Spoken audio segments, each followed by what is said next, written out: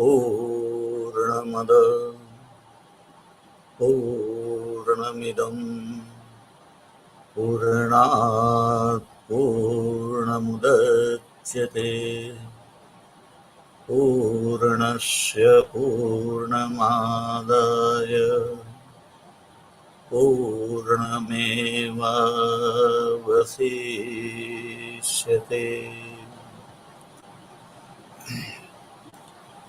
આપ સૌ વિદ્યાર્થી મિત્રોનું ઇન્દિરા ગાંધી ઓપન યુનિવર્સિટીની અંદર સ્વાગત છે.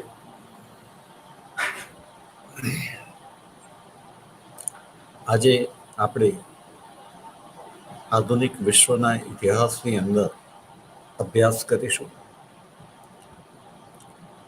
આપણે જોયું કે નવજાગૃતિ, પુનર્જાગરણ એણે નવી ચેતના વિકસાવેલી હતી. એ ચેતનાના એવા પરિણામ આવ્યા એ જુદી જુદી વ્યક્તિની દ્રષ્ટિએ સાપેક્ષ છે. આલ્બર્ટ આઇન્સ્ટાઈન મહાન વૈજ્ઞાનિક કે જેણે સાપેક્ષવાદનો સિદ્ધાંત આપ્યો. આપણે હંમેશા કોઈ પણ વિષયની ચર્ચા કરતી વખતે એને બેકગ્રાઉન્ડની અંદર ભૂલવાના નથી. આપણી ચર્ચા એ હંમેશા સાપેક્ષ હોય છે. જે કંઈ આપણે જોઈશું એ સાપેક્ષ રીતે જોઈશું. તો આપણે કહીશું કે નવજાગૃતિ કાળથી જે પરિવર્તન શરૂ થયું એ પરિવર્તન એની અંદર મેં શબ્દ વાપર્યો ચેતના. તો ચેતના જ્યારે આપણે શબ્દ વાપરીએ ત્યારે એના પરિણામ એ હકારાત્મક જ હોય અને સાર્વત્રિક રીતે, સાર્વભૌમિક રીતે,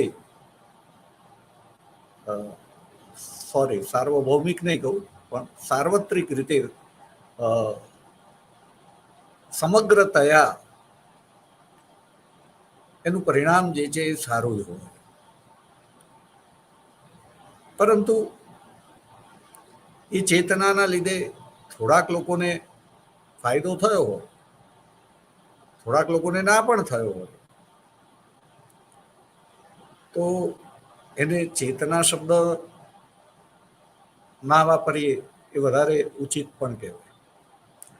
પણ તેમ છતાં દરેકની અંદર ચેતના જ શબ્દ વાપરીશું, પણ બીજી રીતે વાપરીએ કે કંઈક નવું કરવા માટેનો ઉત્સાહ નવ જાગૃતિને પરિણામે ઉત્પન્ન થયો.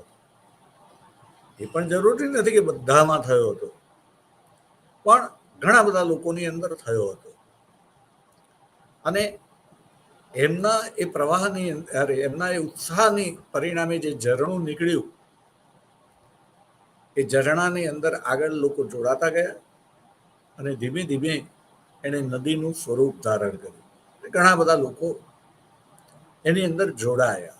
નવ જાગૃતિને જે વહેણ નીકળ્યું એમાં, તો આ નવ જાગૃતિના વહેણમાં શું હતું એ પણ આપણે યાદ કરી લઈએ.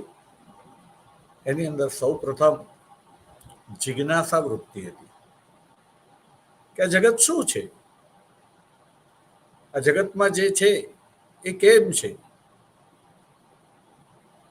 ઘણા બધા લોકો જે છે એ ઘણી બધી વસ્તુઓથી વંચિત છે અને બહુ થોડા લોકો બહુ બધી વસ્તુઓથી સંચિત છે. વંચિત અને સંચિત. તો વંચિત છે એ કેમ વંચિત છે? શું બધા જ લોકો સંચિત ન બની શકે?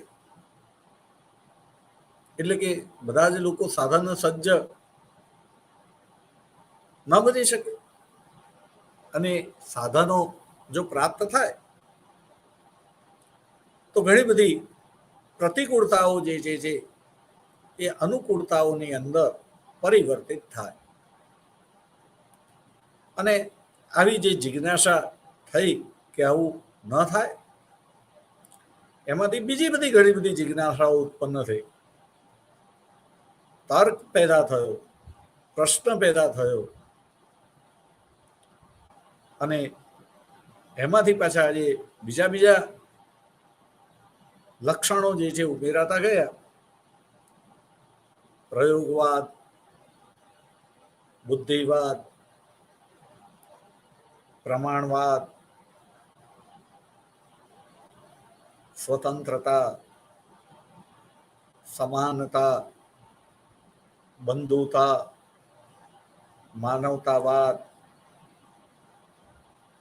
બિન સાંપ્રદાયિકતા, અને હજી પણ ઘણા બધા જે મારા બોલવાના રહી ગયા હોય તે બધું જ બોલવાની જરૂર નથી. તમે સમજી શકો છો કે નવજાગૃતિ કાળની અંદર જે નવા નવા લક્ષણો જે છે ઊભા થયા હતા, અને એ લક્ષણો પ્રમાણે એ કાળના લોકો ઉત્સાહથી હયાત સ્થિતિની અંદર પરિવર્તન લાવવા માંગતા હતા. આ નક્કી.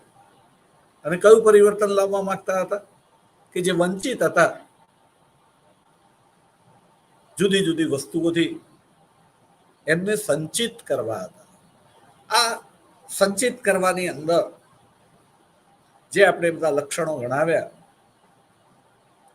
એ લક્ષણો દ્વારા એ સમયના વિચારકો જે છે, ચિંતકો જે છે, એ વ્યક્તિને મહત્વ આપવા માંગતા હતા. એમની પહેલાના સમયમાં વ્યક્તિને મહત્વ ન હતું, પણ એની જગ્યાએ વ્યક્તિને મહત્વ આપવા માંગતા હતા. એ વખતે એમને ખબર ન હતી, પણ આજે આપણે જોઈએ તો એ વસ્તુ હકીકત છે કે જે ઉચ્ચ સ્થાને બેઠેલા વ્યક્તિઓ છે એમનું જ મહત્વ છે, અને સામાન્ય વ્યક્તિનું મહત્વ નથી એવું નથી. દરેક વ્યક્તિ એક વિશેષ વ્યક્તિ છે. સાપેક્ષ રીતે કોઈકની દ્રષ્ટિએ કોઈ વિશેષ ન હોય, પરંતુ કોઈકની દ્રષ્ટિએ ખૂબ વિશેષ છે, અને માટે સંચિત હોવું હોય તે જરૂરી છે. તો આ નવજાગૃતિ કાળથી એક આ પ્રકારની જેને કહેવાય કે ઈચ્છા ઉત્પન્ન થઈ કે સમાનતા એટલે કે સમાજના બધા જ લોકો એ જે છે સમાન સુખ ભોગવે એવું કરવું, એવો સમાજ બનાવવો, એવી સમાજ વ્યવસ્થા હોવી જોઈએ. સમાજ વ્યવસ્થાના આનુષંગિક રાજ્ય વ્યવસ્થા, ધર્મ વ્યવસ્થા વગેરે વગેરે. પણ એમને લાગ્યું કે એ વ્યવસ્થાની અંદર જે જગ્યાએ કંઈક ક્ષતિ હતી, એની અંદર એમને ફેરફાર કરવો જરૂરી લાગ્યો. આવી ક્ષતિ એમને ધર્મની બાબતમાં પણ લાગી, અને ધર્મની અંદર એ જે ફેરફાર પરિવર્તન કરવા માંગે છે એને આપણે ધર્મ સુધાર આંદોલન તરીકે ઇતિહાસની અંદર ઓળખીએ છીએ. ધર્મ સુધાર આંદોલન. સુધાર, અહીંયા ફરીથી જેમ ચેતનાની વાત કરીએ એમ આપણે સુધારની વાત કરીશું. કે જ્યારે સુધારો કહીએ ત્યારે એનું પરિણામ જે છે એ સારું જ હોવું જોઈએ. અને સારું એટલે સાર્વત્રિક રીતે સારું. પણ જો એ સાર્વત્રિક રીતે સારું નથી અને અમુક ટકા લોકો માટે સારું છે, તો ફરી પાછો પ્રશ્ન થાય સુધાર થયો ખરો? હા, થોડાક લોકો માટે થયો, પણ એની સફળતાની વાત છે, પરિણામની દ્રષ્ટિએ વાત છે. તો આપણે ધર્મ સુધાર આંદોલન, જે રીતે ઇતિહાસની અંદર એ શબ્દ પ્રચલિત છે, હું પણ તમારા માટે એ શબ્દ વાપરીશ, પણ મેં તમને કહ્યું તેમ કે તમે પોતે વિચાર કરજો કે એની અંદર સુધાર શબ્દ વાપરવો કે કોઈક બીજો શબ્દ વાપરવો, પરિવર્તન છે જ, પરિવર્તન શબ્દ વાપરી શકાય. ધર્મની અંદર ફેરફાર શબ્દ વાપરી શકાય, પણ સુધાર શબ્દ દરેકને નહીં પચે. જેની દ્રષ્ટિએ હું ખોટો છું તો હું ખોટો જ છું, એ કહેતા હોય તો હું ક્ષમા અત્યારે જ માંગી લઉં છું. કોઈની સાથે વાદ વિવાદ કરવામાં માનતો નથી. દરેક જણ સાચું છે. સાપેક્ષવાદ કીધું ને આપણે ચર્ચાની શરૂઆતમાં જ. તમે કઈ ધરી ઉપર વિચાર કરો છો એની સાપેક્ષે તમે સાચા જ છો, અને માટે મારે કોઈની સાથે કોઈ ચર્ચા કરવી નથી. પણ હું જે કહેવા માંગુ છું એને સમજો. જે લોકો એની અંદર કઈ વિચાર કરવા જેવો લાગતો હોય તે વિચાર કરે, ન કરવા જેવો તે ન કરે. મારી વાત ન સ્વીકારી હોય તે ન સ્વીકારે, વિવાદ નહીં. તો અહીં જ એને કહે કે ધર્મ, મેં કહું તેમ કે અત્યારે હું પણ એ પ્રચલિત શબ્દનો ઉપયોગ કરીશ, પણ મેં કહ્યું તેમ હું સુધાર શબ્દ સાથે સંમત નથી. તો ધર્મ સુધાર આંદોલન શું થયું? તો અહીંયા વિષયની આપણે ચર્ચા કરીએ તો એ સમયની અંદર સમાજની અંદર મુખ્ય બે સત્તાઓ, એક ધર્મ સત્તા, બીજી રાજસત્તા. એ ધર્મ સત્તા અને રાજસત્તાની અંદરથી ત્રીજી સત્તાની આપણે વાત કરીએ તો અર્થ સત્તા. કારણ કે હવે ધીમે ધીમે લોકોને એવું સમજાય છે કે વિશ્વની અંદર જે કંઈ પરિવર્તનો આવે છે એ પરિવર્તનોની અંદર પડદા પાછળ મુખ્ય સ્વરૂપે તો અર્થ જ રહેલો હોય છે. તો તમે પણ અહીંયા ધર્મ સુધારણાની અંદર પણ જોશો કે એના કારણોની અંદર તો જે અર્થ સત્તા જે છે એ અર્થ સત્તા ધર્મ સત્તા પાસે હતી. રાજસત્તા જે છે એને પણ રાજ કરવા માટે અર્થની જરૂર હતી. અર્થ સત્તાને પોતાની સાથે રાખવી હતી, પણ ધર્મ સત્તાએ એને પોતાની પાસે રાખેલી હતી. અને આજે પરિવર્તન આવ્યું, એ પરિવર્તનની અંદર પરિણામ આપણે જોઈએ તો અર્થ સત્તા એ ધર્મ સત્તા પાસેથી રાજસત્તા પાસે ગયેલી હતી. રાજસત્તાને અર્થ સત્તા જોડે જીવવાનું ગમ્યું, અને પરિણામે એ ધર્મ સત્તાનો રાજસત્તાએ વિરોધ કર્યો. આપણે જે એ કહીએ કે આ પરિવર્તન આવ્યું એ પહેલાના સમાજની અંદર ધર્મ સત્તા એની પાસે અર્થ સત્તા હતી, અને અર્થ સત્તા થકી ધર્મ સત્તા એટલી બધી બળવાન હતી કે રાજસત્તા અને ધર્મ સત્તા નામના બે ધ્રુવોની અંદર જો કોઈ વ્યક્તિએ રાજ્યનો ગુનો કર્યો હોય અને ધર્મ સત્તા પાસે જઈને એમ કહે કે હું નિર્દોષ છું, હું તમારે શરણે આવું છું, મને માફી આપો, અને ધર્મ સત્તા જો એને માફી આપે તો રાજસત્તા પણ એને કશું કરી શકતી ન હતી. એટલે કે દંડ કે કશું નથી કરી શકતી. પણ એનાથી ઊંધું કે ધર્મ સત્તાએ જો કોઈ વ્યક્તિને દોષિત ઠેરવેલ હોય અને રાજસત્તા પાસે જાય તો રાજસત્તા એ નિર્દોષ હોય છતાં એને બચાવી શકે નહીં, એવો એ સમય હતો. પરંતુ સમય બળવાન છે અને એ બળવાન સમયની અંદર સમયની માગ પ્રમાણે વેપારમાં વૃદ્ધિ થયેલી હતી.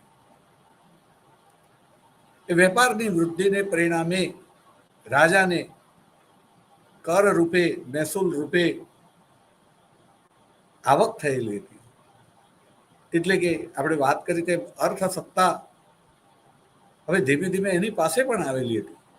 અને જેમ અર્થસત્તા આવે એમ વધારે ને વધારે એ ગમે. એટલે રાજાઓ જે છે એ હવે ધીમે ધીમે ધર્મસત્તાની ઈર્ષા કરવા લાગ્યા હતા. એમને ધર્મસત્તાથી મુક્ત થવું હતું. અને જે નવું વાતાવરણ ઉત્પન્ન થયું એ વાતાવરણે એમને ધર્મસત્તાથી મુક્ત થવામાં મદદ કરી. અને મદદ કરી એમણે એ નવા વાતાવરણને ટેકો આપ્યો.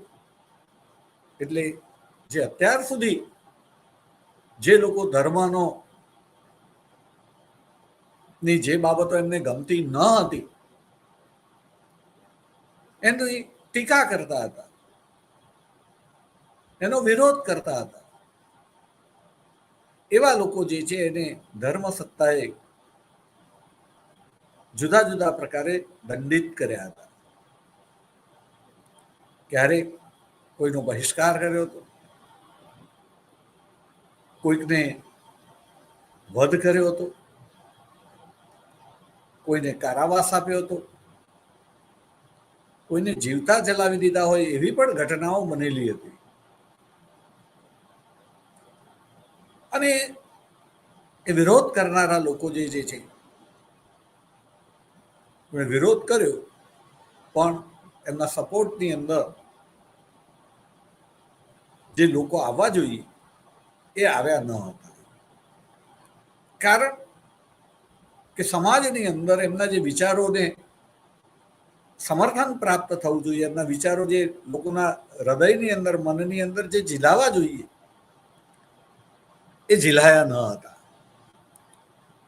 પરંતુ સમય ધીમે ધીમે આપણે કહ્યું કે જે નવા બધા લક્ષણો તર્કવાદ, બુદ્ધિવાદ, પ્રયોગવાદ, ઉપયોગિતાવાદ, સ્વતંત્રતા, સમાનતા, બંધુતા, બિન સાંપ્રદાયિકતા, માનવતા, ઉદારવતવાદ, આ બધા વિચારોના સિંચનને પરિણામે હવે સમાજની અંદર ધીમે ધીમે એવું વાતાવરણ તૈયાર થયું હતું કે જેને પરિણામે ઈસવીસન 1517ની અંદર 31 ઓક્ટોબરે જર્મનીની અંદર વિટેનબર્ગના દેવળના બારણે માર્ટિન લ્યુથર નામના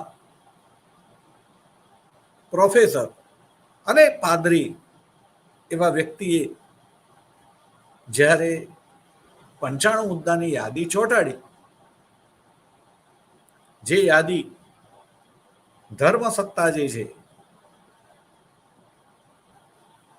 એની અંદર એમના ધર્મસત્તાના જે કંઈ આદેશો હતા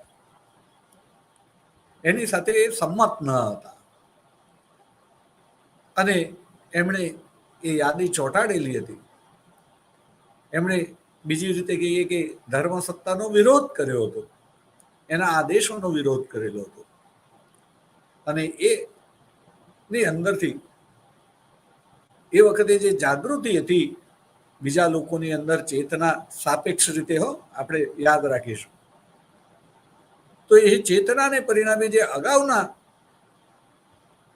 જે લોકો ઇરેસ્મસ હોય, જોન હફ હોય, તો તો એવા લોકો જે છે એ સમર્થન પ્રાપ્ત નતા કરી શક્યા. જ્યારે માર્ટિન લ્યુથરને સમર્થન પ્રાપ્ત થયું અને ધર્મસત્તા પણ એ માર્ટિન લ્યુથરને કશું કરી શકી નહીં. હા, એને બોલાવવામાં આવ્યો ડાયટ ઓફ વોર્મની અંદર, એટલે કે વોર્મ નામના સ્થળે ડાયટ એટલે કે સભા, એની અંદર એને બોલાવવામાં આવે અને એને સ્પષ્ટતા કરવાનું કહેવામાં આવ્યું. એ પોતાના વિચારો ઉપર અડગ રહ્યો અને ધર્મસત્તા એને કશું ન કરી શકી, કારણ કે એને ફેડરિક ત્રીજા જેવાનો સાથ મળ્યો. ત્યાર પછી એણે બાઇબલ જે છે એનું ટ્રાન્સલેશન કર્યું જર્મન ભાષામાં, અને આ બધાને પરિણામે લોકો હવે ધર્મને પણ સમજવા માટે શક્તિવાન બન્યા. મિત્રો, આપણે આપણી ચર્ચા આગળ વધારીએ તે પહેલા હું તમને કહીશ કે કોઈ પણ વ્યક્તિને દોષિત ઠેરવતા પહેલા આપણે બે શબ્દોને યાદ રાખીશું, અને એ શબ્દો છે મર્યાદા અથવા તો મજબૂરી. આદર્શ એવી વસ્તુ છે કે આમ કરાય આમ ના કરાય, પણ જગત સાપેક્ષ છે. તમે એવી સ્થિતિમાં છો કે જે સ્થિતિની અંદર તમારે ખોટું કરવું નથી, તમારે ખોટું કરીને કશું મેળવવું નથી, પણ છતાં તમારે ખોટું કરીને કશું આપવું છે. તમે કંઈક ખોટું કરીને કોઈક લાર્જર ઇન્ટરેસ્ટ છે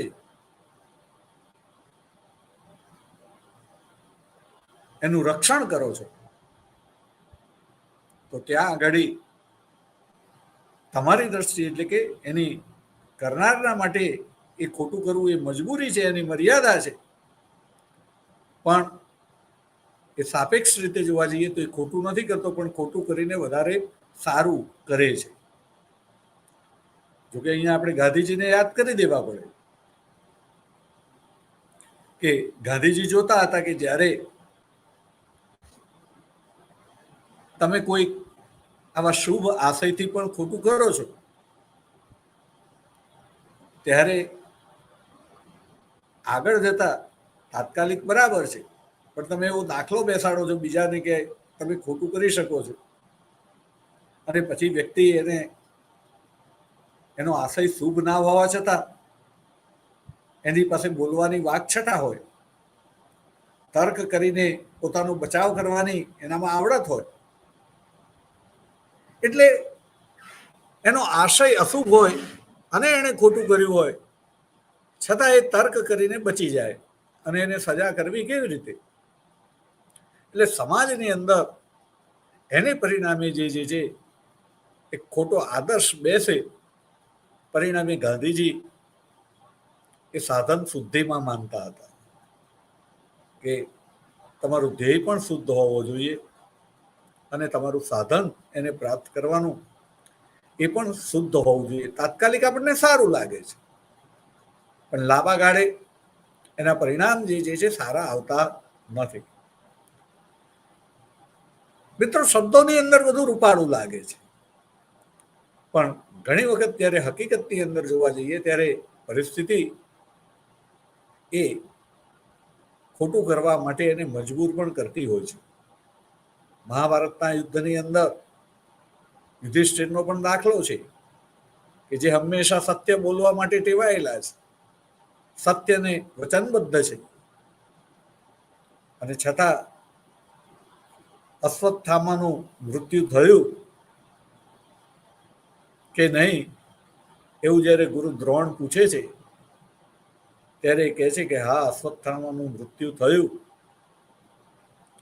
અશ્વત્થામા મરાયો ન હતો, અને છતાં કહે છે કે અશ્વત્થામાનું મૃત્યુ થયું કે છે. પણ પોતાની આદત પ્રમાણે ખોટું નતા બોલી શકતા, દબાતા અવાજે બોલ્યા, નરો વા કુંજરો વા. પણ એ ધીમે ધીમે બોલ્યા હતા, દ્રોણને ન સંભળાય એવી રીતે બોલ્યા હતા, અને માટે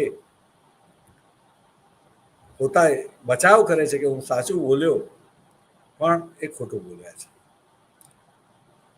પરિણામની દ્રષ્ટિએ જોવા જઈએ તો પાંડવોના માટે એનું શું પરિણામ છે, પણ આપણે જે છે જોવાનું છે કે આ પ્રકારે સાધન શુદ્ધિ, પણ મેં કહ્યું તેમ કે આદર્શની જગ્યાએ બધા જ લોકો ગાંધીજી વિશેષ વ્યક્તિ છે. વિશેષ વ્યક્તિ ઘણું બધું કરી શકે. ગાંધીજીએ જે કંઈ કર્યું એને જોવા જઈએ તો કશું અઘરું ન હતું. શબ્દોની દ્રષ્ટિએ જોવા જઈએ તો એક વસ્ત્ર પહેરવું પહેરાય, બોલવું સહેલું છે, અમલ કરવો ખૂબ અઘરો છે. અને એની અંદર પણ આપણે જોઈએ છીએ કે ઘણા બધા લોકો સાદગીથી રોજ જીવતા હોવા છતાં, માની લો કે કોઈક દીકરી કે દીકરાનું કોઈક સગું કરવાનું છે, સામો પક્ષ ઘરે આવવાનો છે, એ પોતાના કરતા ચઢિયાતો છે ને એવું લાગે કે આપણી ગરીબી જોઈને સંબંધ નહીં બાંધે, તો ઘણા બધા લોકો એ મહેમાનની આગતા સ્વાગતા કરતી વખતે કંઈક પડોશીઓ પાસે માગી લાવે છે. પડોશીઓ પાસેથી ચાદર માગી લાવે, કપરકાબી માગી લાવે, એટલે નાની વસ્તુ, પણ એ પોતે જે છે એ મહેમાનને એવું બતાવવાની કોશિશ કરે છે કે અમે આવા છીએ, જે હકીકતમાં નથી. ગાંધીજીની દ્રષ્ટિએ તમારે જે છે એ જ બતાવવાનું. એવી રીતે લગ્ન થાય ત્યારે રોજ સાદગી ભર્યા કપડાં પહેરતા હોય, છતાં એ વખતે અમે કંઈક આર્થિક રીતે સક્ષમ છીએ એવું બતાવવા માટે સારા કપડાં પહેરવામાં આવે, દેવું કરીને પણ સાફો પહેરવામાં આવે વગેરે. ગાંધીજી ગોળમેજી પરિષદમાં ગયા. યાદ રાખો કે ગોળમેજી પરિષદ એટલે એ ઇંગ્લેન્ડમાં ભરાઈ હતી, અને ઇંગ્લિશ પીપલ એટલે એ બીજા બધા કરતા જુદા છે. એમણે જે છે તો દરેક સમયે શું કરવું એ નક્કી કરી રાખેલું છે. એ પ્રમાણે જ જીવાય, ડિસિપ્લિનથી જ. વકીલાત કરવી હોય તો કાળો કોટ પહેરવો જ પડે. આજે પણ છે. એવી જ રીતે પ્રોફેસર હોય, હવે નથી જોવું, પણ હું નાનો હતો ત્યારે મને જે પ્રોફેસર ભણાવતા હતા, એ તમારે પ્રોફેસર બનવું હોય એટલે પેન્ટ, શર્ટ ઇન્સર્ટ કરવું પડે, બૂટ મોજા પહેરવા પડે, ટાઈ પહેરવી પડે, નહીતર ક્લાસમાં ના જવાય. આ એક સિરસ્તો, લિખિત નહીં, અલિખિત. પણ પ્રોફેસર હોય એટલે એને પેન્ટ, શર્ટ, ઇનશર્ટ, ટ્રાય અને શૂઝ પહેરવા જ પડે. ચપ્પલ પહેરીને ના જવાય. એવી જ રીતે આપણે જોઈએ છીએ કે ઇંગ્લિશ પીપલ તો દરેક જગ્યાએ એમનું ક્યાંક ને ક્યાંક જ્યાં તમે હોવ ત્યાં યુનિફોર્મ હોય છે.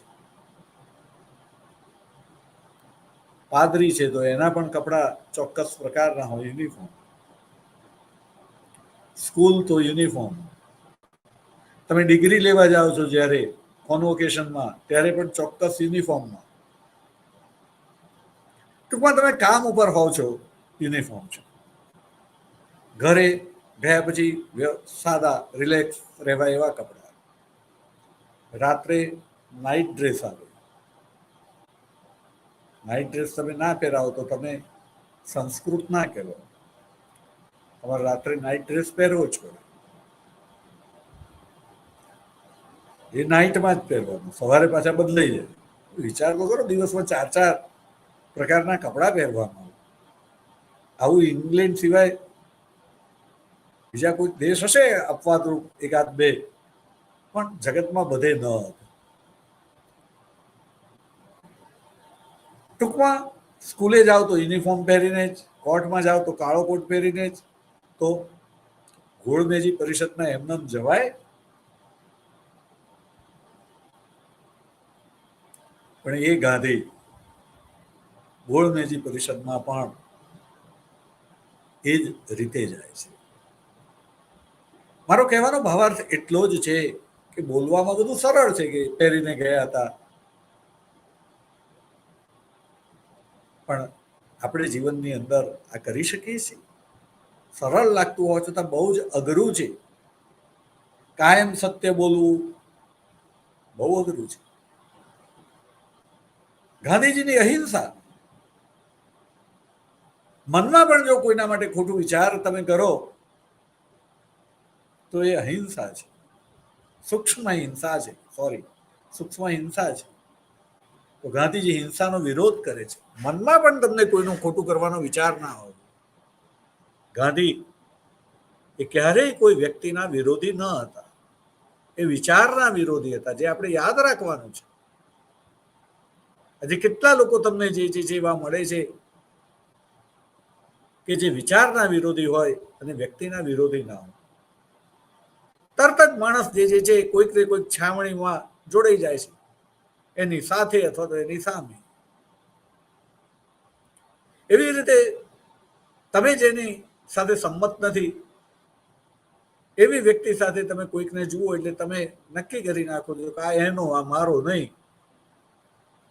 અને તમારી જોડે આવ્યો એટલે તમારો છે, એટલે પછી એને એની જોડે જવાનું નહીં.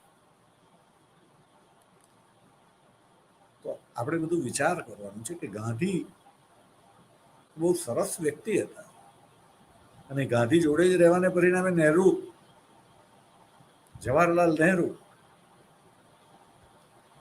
આજે ભારતની અંદર નહેરુના વિચારોનો વિરોધ થતો,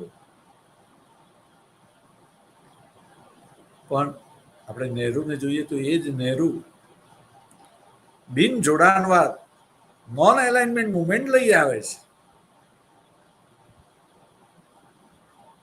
ત્યારે ગાંધી પણ એના ઉપરથી કહે છે કે જેમ વ્યક્તિનો વિરોધ નહીં, નહેરુ કહે છે કે વ્યક્તિનો વિરોધ નહીં, તેમ કોઈ દેશનો પણ વિરોધ નહીં. એની કોઈ સારી વસ્તુ હોય, કોઈ સારી વસ્તુમાં આપણે એની સાથે રહી શકીએ, અને એની કોઈ બીજી વસ્તુ સારી ના હોય તો આપણે એની સાથે સંમત ના થઈએ, સારામાં સંમત. એમ આપણે અહીંયા ધર્મ સુધારણાની વાત કરીએ છીએ. ધર્મ સારો જ હોય. ધર્મ કેવી રીતે ખરાબ હોઈ શકે? પણ જુદા જુદા લોકો પોતાની મર્યાદાને કારણે, પોતાની મજબૂરીને કારણે જે શુદ્ધ ધર્મ જેને કહેવાય, જેને ધર્મ એટલે જ શુદ્ધ, પણ એ ધર્મનું આચરણ ન કરતા, એ ધર્મ સત્તા સ્થાને પહોંચી ગયા હોય કોઈ કારણસર, પણ ધર્મ શું છે એમને જ ખબર ના હોય. ધર્મશાસ્ત્રોનો એમણે અભ્યાસ પણ ન કર્યો હોય. એમનું રૂટીન જીવન એવું હોય કે જેને પરિણામે એમને ધર્મશાસ્ત્રોનો અભ્યાસ કરવાનો સમય પણ ના મળતો હોય. આપણે વિદ્યાર્થી મિત્રો બરાબર સમજવાનું છે કે ગૃહસ્થ હોય તો એની વિવિધ જરૂરિયાતો પૂર્ણ કરવા માટે એ શુદ્ધ ધર્મનો અભ્યાસ ન કરી શકે, શક્ય છે. પણ ભલભલા આશ્રમોની અંદર જાઓ કે જ્યાં લોકોએ દીક્ષા લીધી છે સંસાર છોડીને, શેને માટે? ધર્મની આરાધના કરવા માટે, ધર્મને સમજવા માટે, એ પ્રમાણે જીવવા માટે, ધાર્મિક રીતે જીવન જીવવા માટે. અને છતાં પણ ત્યાં એ લોકોનું જીવન એ એક સંસ્થાની અંદર જાણે કે નોકરી કરતા હોય એ પ્રકારે સંસ્થા એના અનુયાયીઓ વધારવામાં, એ સંસ્થાનો વ્યાપ વધારવામાં, એ આશ્રમનો વિસ્તાર વધારવાની અંદર એમના આખા દિવસનું કાર્ય જે છે ગોઠવાઈ જતું હોય છે. અને એ પણ ત્યાં રહેવા છતાં ધર્મ શું છે એનો અભ્યાસ કરી જ શક્યા નથી હોતા. હા, સંપ્રદાયના થોડા સૂત્રો, નિયમો, એનું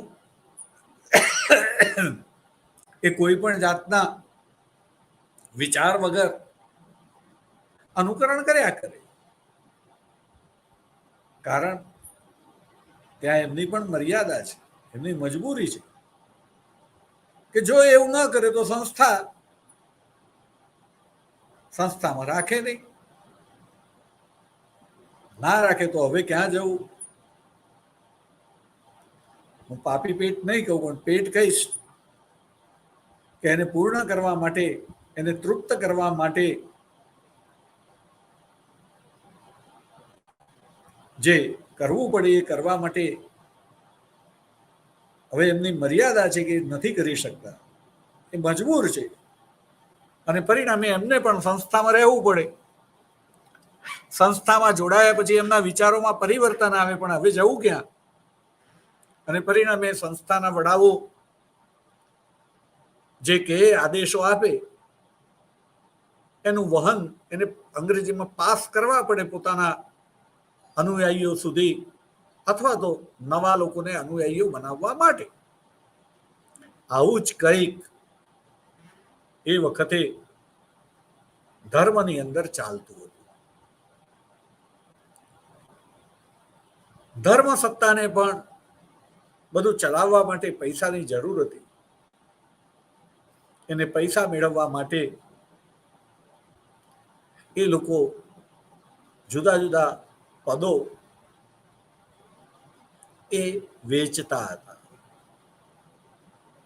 યોગ્ય વ્યક્તિને આપવાને બદલે એમને એવું લાગે કે આ આપણા આદેશોનું પાલન કરશે, આપણી વાતને પ્રજા સુધી પહોંચાડશે, એને એ લોકો પદ વેચતા હતા.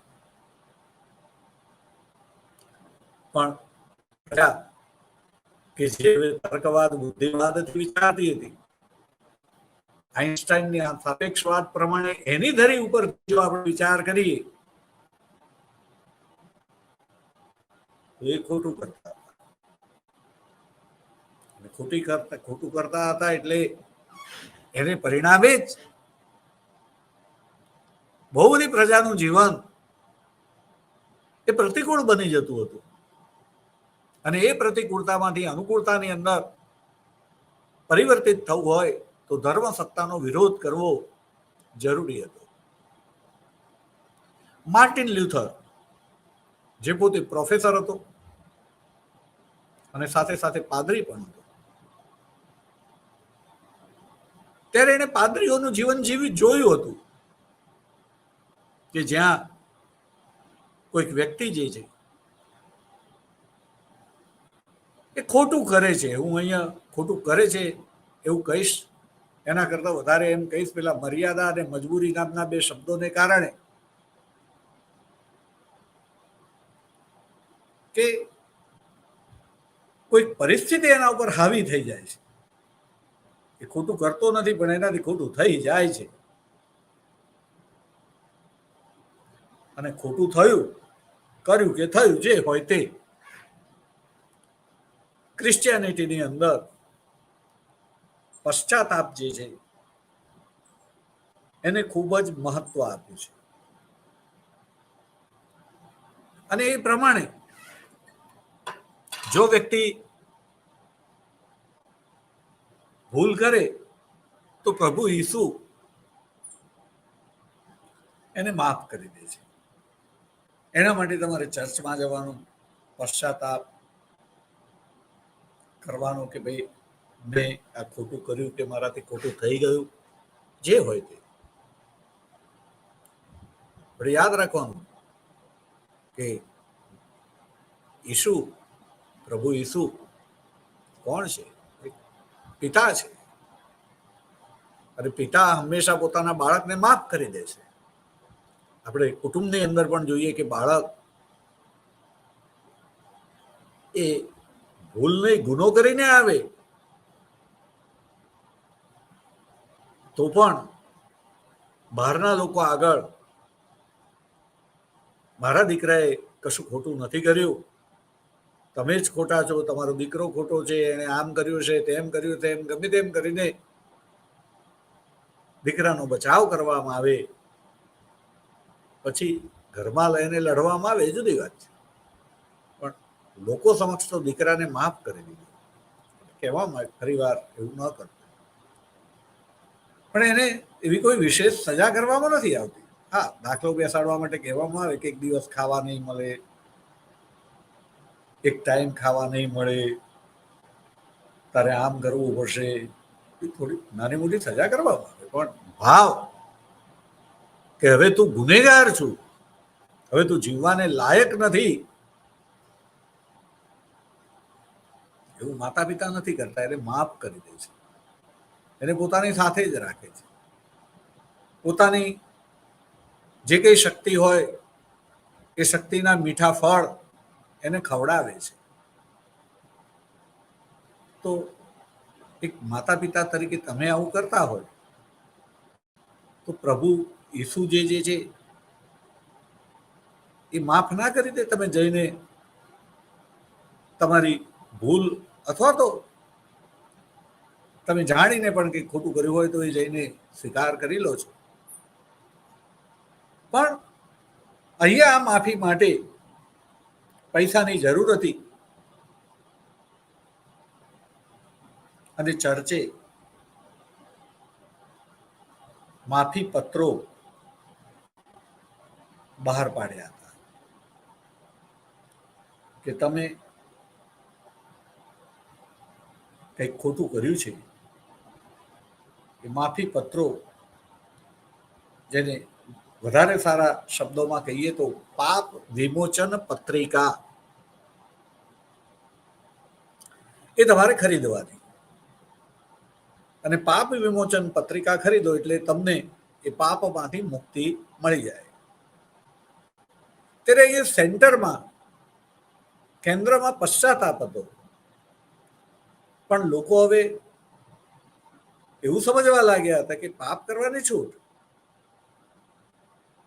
પાપ કરીને પાપ વિમોચન પત્રિકા લઈ લઈશું એટલે આપણા પાપ જે છે જે માફ થઈ જશે, મુક્તિ મળી જશે, સ્વર્ગમાં સારું સ્થાન મળશે વગેરે વગેરે. ત્યારે માર્ટિન લ્યુથરથી આ સહન થતું નથી. તર્કવાદ પ્રમાણે એના મગજની અંદર વાત બેસતી નથી. પાપ કરીને પાપ વિમોચન પત્રિકા ખરીદી લો એટલે પાપમાંથી મુક્તિ મળે? તો કહે છે કે ના મળે, અને માટે એ પોતે વિરોધ કરે છે. આ તો એક દાખલો કીધો, આવું ઘણું બધું હતું. દાખલા તરીકે કહીએ તો આપણે કહ્યું કે વેપાર વધ્યો હતો. એ વેપાર એને પરિણામે આખો વાદ વિકસ્યો, વાણિજ્યવાદ. એ વાણિજ્યવાદની અંદર તમારે જે છે ઉછીના પૈસા લેવા પડે, પણ કોઈ ઉછીના પૈસા આપતું ન હતું, હોય તો પણ એને ત્યાં એ પૈસા નિષ્ક્રિય હોય. એ જો બીજાને આપે તો એનું કંઈક કામ થાય, પણ કોઈકને આપીએ ને પાછા ન આપે તો? કારણ એ જમાનામાં એવું શીખવાડ્યું હતું કે તમે કોઈકને પૈસા ઉછીના આપી શકો, એ આપવા એ મદદ કરી કહેવાય. અને મદદ કરવી એ તો ઉત્તમ વાત હતી, પણ કહે છે કે એની પાસેથી વ્યાજ ના લેવાય. જો તમે વ્યાજ લીધું તો પાપ કર્યું કહેવાય. અને પરિણામે લોકો પોતાની પાસે જે સરપ્લસ મની હોય, વધારાના પૈસા, એ કોઈને આપતા ન. અહીંયા આપણે કહ્યું કે નવજાગૃતિથી જે વાત આવી હતી કે લોકોનું એટલે કે વંચિતોનું જીવન પ્રતિકૂળતાઓથી ભરેલું હતું, એને અનુકૂળતાઓથી સંચિત કરવું હોય, તેમાં અર્થ બહુ અગત્યનો હતો. જો તમે તમારા વધારાના પૈસા હોય અને એ જો કોઈને આપો અને એ જો તમને વ્યાજ આપે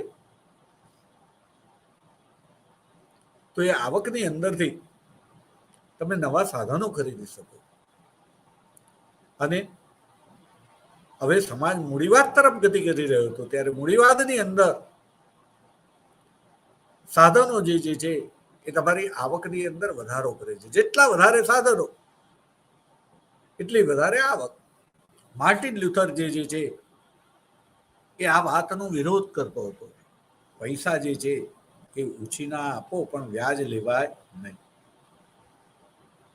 એણે કહ્યું કે પૈસા જે છે ઉછીના અપાય અને વ્યાજ લેવાય પણ ખરું, એમાં કોઈ પાપ નથી. આવું કરવાને કારણે ચર્ચ જે છે એની બહુ બધી આવક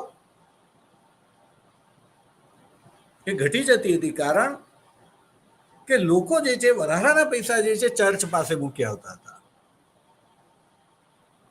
બહુ સમજો વિદ્યાર્થીઓ, હાલ પણ બધું ચાલે જ છે. ચર્ચની અંદરની વાત નથી, કોઈ પણ ધર્મ સત્તાની ધર્મ સંસ્થાનની વાત છે. ઘણી બધી જગ્યાએ મેં જોયું છે. મારો એક વિદ્યાર્થી હતો તો કોઈ ધાર્મિક સંસ્થા સાથે સંકળાયેલો, એનું ખેતર જે છે હતું એ સંસ્થાએ જે છે વાપરવા રાખ્યું ને બદલામાં એને જે છે કોઈ કામ આપ્યું. ખેતર તારું જ છે પણ એ ખેતર તારું છે કરીને કામ આપ્યા પછી એ ખેતર પછી એને પાછું મળે જ નહીં. લોકો જે છે એ પોતાની વધારાની સંપત્તિ ચર્ચને અથવા તો ચર્ચની અંદર જે સત્તા પક્ષમાં જે કઈ લોકો હતા, બિશપ હોય, આર્ક બિશપ હોય, ક્લર્કી હોય, જે કોઈ હોય તે એને આપતા હતા. એ પાછું લેવા જાય ત્યારે પાછું પણ આપતા હતા, પણ વગર વ્યાજે પાછું આપવાનું હતું. એટલે એ સંપત્તિ ચર્ચને વાપરવાની મજા આવતી હતી. અને પાછી આપતી વખતે જેટલી એને આપી હોય બધી પાછી ન આપતા. એને કહેવામાં આવે કે થોડું ઘણું દાન નથી કરવાનું, ભગવાન આગળ મૂકશો નહીં થોડું. એટલે 100 રૂપિયા જે છે એને ચર્ચને આપ્યા હોય એ પાછા વગર વ્યાજના, અને પાછા લેવા જાય ત્યારે 100 તો ના મળે, કદાચ 90 મળે, એનાથી ઓછા પણ મળે, પણ ઓછા થતા હતા, વધતા તો ન હતા. આજે પણ છે. આ ઉપરાંત લોકો જે છે જેમ આવી રીતે સંપત્તિ ચર્ચને આપતા હતા અને ચર્ચના માટે બહુ મોટી આવક હતી. માર્ટિન લ્યુથર જે છે વ્યાજે નાણાં ધીરવાને મંજૂરી આપે છે ત્યારે ચર્ચ જે છે એને આર્થિક રીતે બહુ જ નુકસાન થાય તેમ છે. પરિણામે પણ માર્ટિન લ્યુથરનો વિરોધ કરવામાં આવે છે. પણ માર્ટિન લ્યુથરને લોકોનું સમર્થન પ્રાપ્ત થાય છે. મેં કહ્યું ને, સમયની માંગ હતી. લોકો પણ હવે પોતાની પ્રતિકૂળતામાંથી અનુકૂળતા વધારવા માંગતા હતા, ને એમાં એમને એમ લાગતું હતું કે આ વ્યાજે નાણાં આપીએ તો આપણી આવકમાં વધારો થાય. આવી રીતે ધર્મની આરાધના કરવી. તો મેં કહ્યું તેમ કે કારણ ગમે તે હોય, મર્યાદા, મજબૂરી, પદ વેચાતું લઈને વ્યક્તિ સત્તા ઉપર બેસી ગયો હોય, ધર્મ સત્તા ઉપર, પણ એ ધર્મનો અભ્યાસ એને કર્યો જ ના હોય. અને ધર્મશાસ્ત્રો લેટિન ભાષામાં હતા. જે માણસ પદ ઉપર બેઠેલો હોય એને પણ જરૂરી નથી કે લેટિન ભાષા આવડતી હોય. એને તો એના બીજા કોઈ કે એનાથી વડા ધર્મ ગુરુએ કંઈ કીધું હોય એટલે એમ કે ભાઈ આ ધર્મશાસ્ત્રમાં આમ કીધું છે, અને એમનું ધર્મશાસ્ત્ર ક્રિશ્ચિયનનું એટલે બાઇબલ, બાઇબલમાં આમ કહ્યું છે. એમ કરીને લોકોની પાસે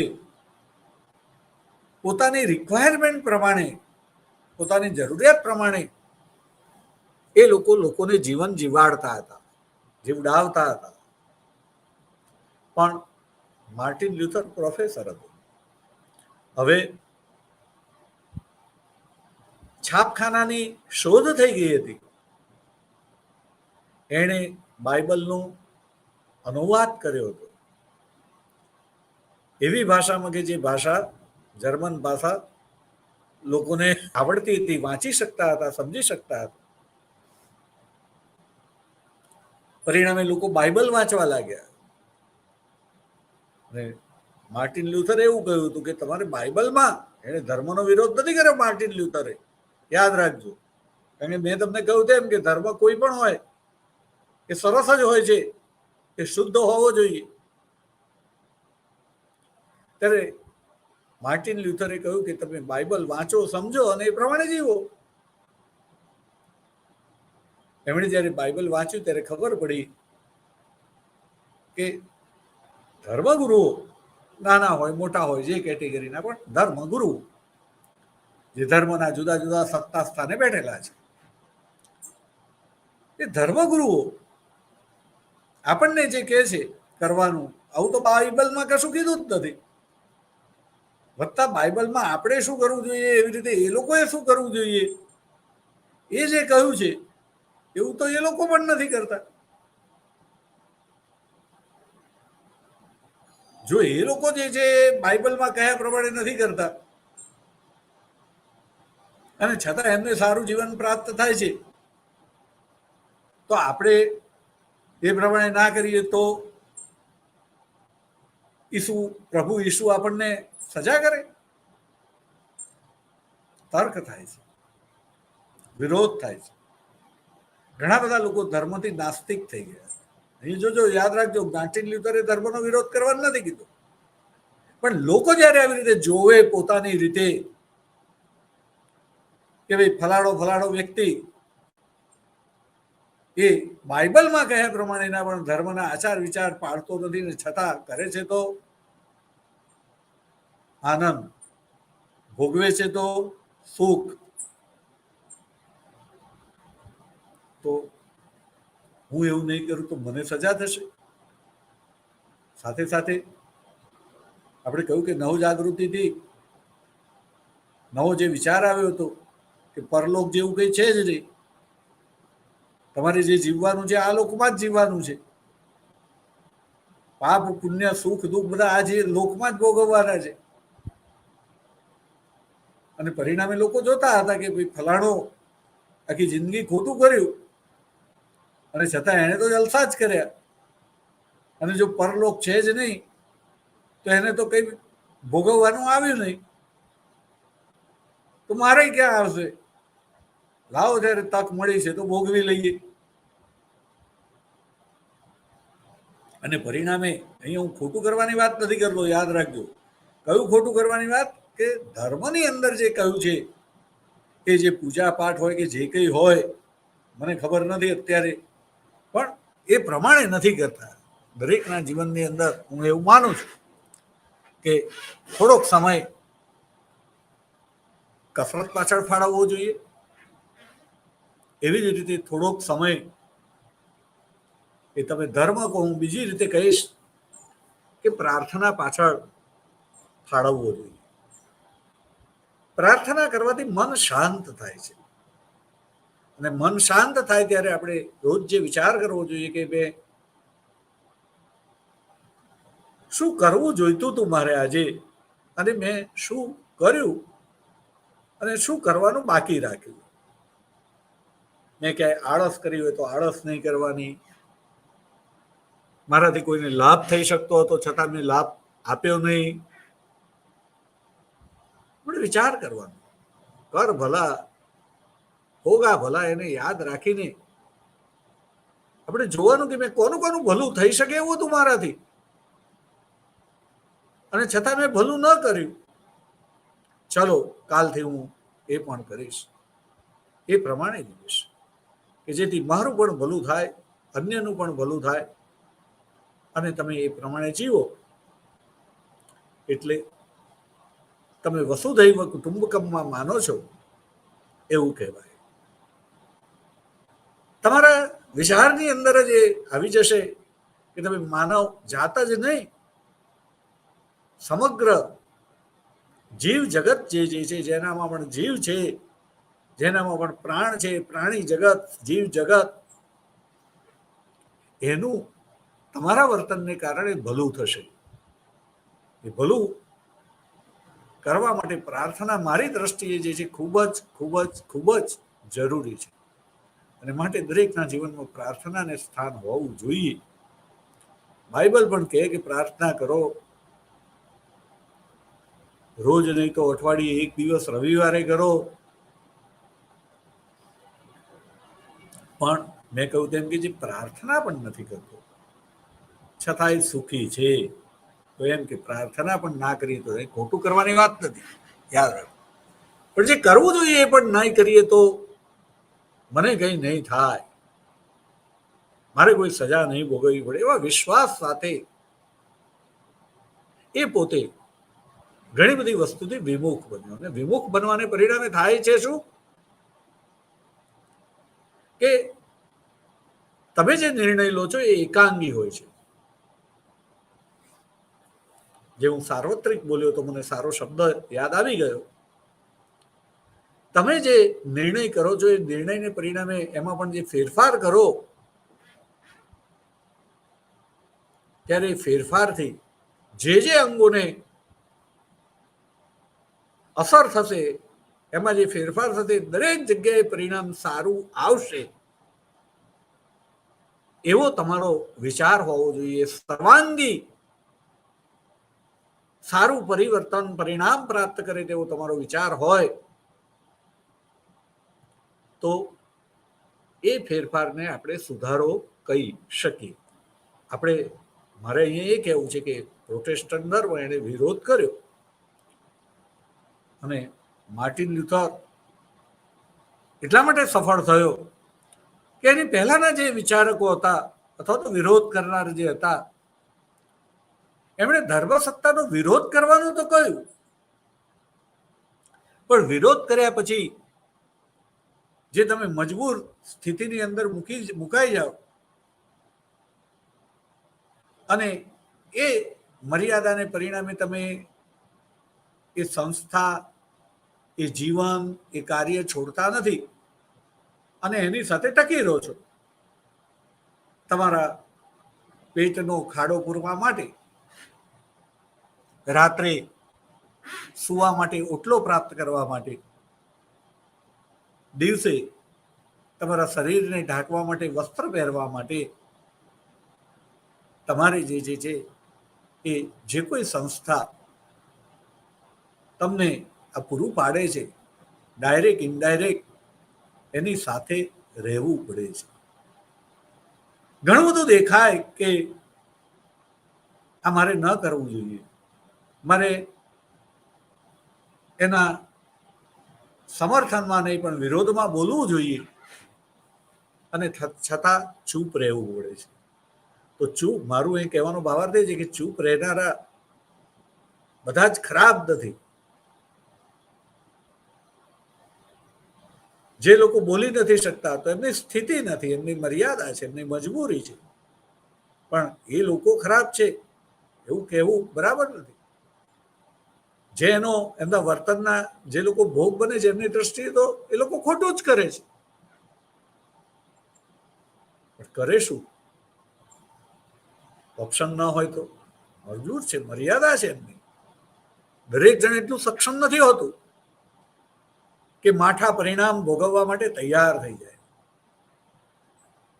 અને આપણે જેને કહીએ કે નવજાગૃતિ કાળથી માનવીને જે મહત્વ આપ્યું, કેમ એ પહેલા જે જગત હતું એની અંદર ઘણા બધાને લાભ થતો હતો, ઘણા બધાનું જીવન બરબાદ થઈ જતું હતું, પણ જીવતા તો હતા. કોક દિવસ તો સારો આવતો હતો, એમના જીવનમાં પણ પૂનમ આવતી હતી, અમાસ ઘણી બધી હતી, પણ કોક દિવસ પૂનમ પણ આવતી હતી. પણ આપણે જોઈશું કે નવજાગૃતિ માટે જે જવાબદાર આપણે 200 વર્ષના ધર્મ યુદ્ધો કહીએ છીએ, એ પછી પણ ધર્મ સુધારણાના આંદોલન પછી યુરોપમાં 30 વર્ષીય યુદ્ધો થયા અને વચ્ચે પણ જુદું જુદું કેટલા બધા લોકોના મૃત્યુ થયા. એ આંકડો કોઈ દિવસ વિચાર કર્યો છે?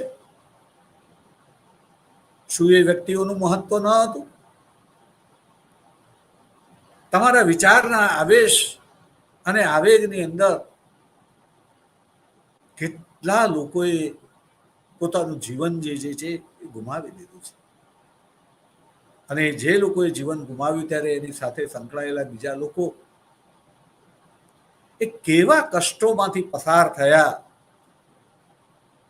એનો પણ આપણે વિચાર કરવો પડે. હું એ નથી એવું કહેતો કે એનો અર્થ વિરોધ નહીં જ કરવાનો. મેં એમ કીધું કે પરિવર્તન કરતા પહેલા તમારે સર્વાંગિક રીતે, સાર્વત્રિક રીતે ચારે બાજુથી વિચાર કરવાનો, અને જે લોસ જે છે એ ટેન્સ ટુ 0 હોય એવી રીતે તમારે તમારા વિચારને અમલમાં મૂકવાનો. પણ તમારે કંઈક કરવું છે. તમારા આવેશ અને આવેગની અંદર જે તમારા અનુયાયી બને છે એ અનુયાયી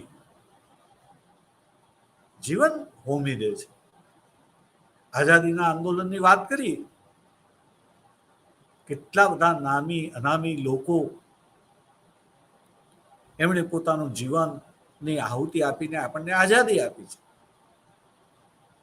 પણ જ્યારે આઝાદી ના દિવસને આપણે મનાવીએ છીએ ત્યારે ગણ્યા ગાંઠ્યા લોકોને યાદ કરીને એના ગુણગાન ગાઈને જાણે એમણે જ આઝાદી અપાવી,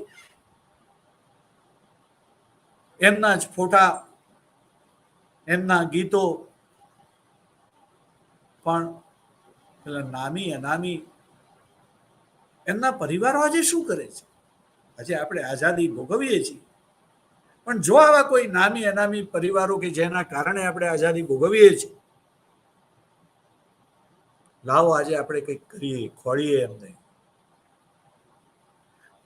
આઝાદી પછી પણ સુરક્ષા કાજે દેશના કેટલાય જવાનો શહીદ થતા હોય છે,